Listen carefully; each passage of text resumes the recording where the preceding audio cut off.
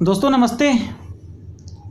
आज की कविता का शीर्षक है गांव और शहर। कविता है, गांवों में घर होते हैं और शहरों में भी। गांवों में घर होते हैं और शहरों में भी।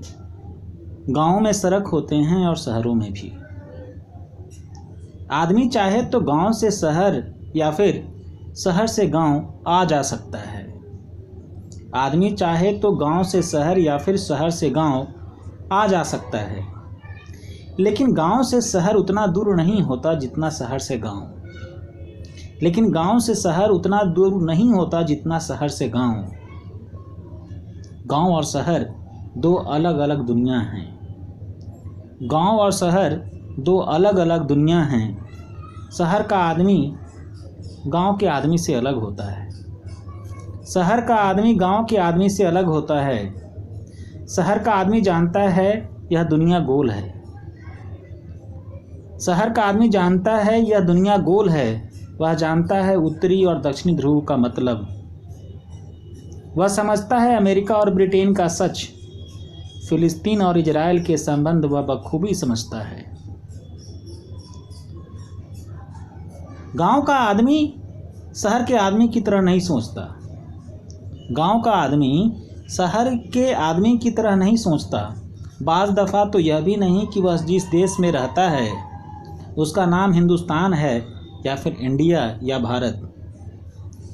गांव का आदमी शहर के आदमी की तरह नहीं सोचता। बाज़ दफ़ा तो यह भी नहीं कि वह जिस देश में रहता है उसका नाम हिंदुस्तान है या फिर इंडिया या भारत। शहर का आदमी केवल शहर का नहीं होता। शहर का आदमी केवल शहर का नहीं होता, विश्व नागरिक होता है। वह समझता है इंडिया के इंडिया होने का अर्थ और भारत की परिभाषा भी। गांव में आदमी नहीं जानता धर्म मजहब का फेर। गांव में आदमी नहीं जानता धर्म मजहब का फेर। कर लेता है सजदा जहां मिलता है शिवालय और मस्जिद। गांव के आदमी का एक मजहब होता। गांव में आदमी नहीं जानता धर्म मजहब का फेर। कर लेता है सजदा जहां मिलता है शिवालय और मस्जिद। शहर के आदमी का एक मजहब होता है। शहर के आदमी का एक मजहब होता है। वह या तो हिंदू होता है या फिर मुसलमान, सिख, ईसाई और भी बहुत कुछ। शहर के आदमी का एक मजहब होता है। वह या तो हिंदू होता है या फिर होता है मुसलमान।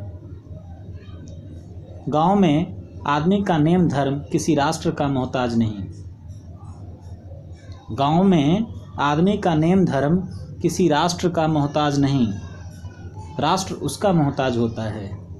हाँ, गांव और शहर दो अलग अलग दुनिया हैं। बहुत बहुत शुक्रिया दोस्तों, धन्यवाद।